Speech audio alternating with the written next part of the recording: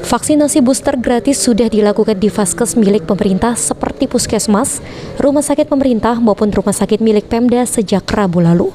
Pemberian booster untuk sementara ini menggunakan setengah dosis, adapun pemberian vaksin booster memiliki beberapa pola.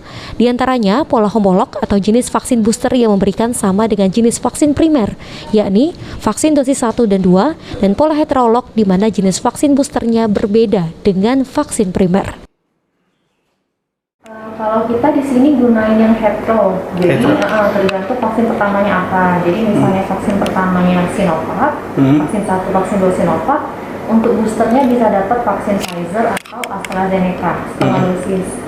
Kalau misalnya vaksin pertama keduanya AstraZeneca, vaksin booster atau ketiganya Moderna.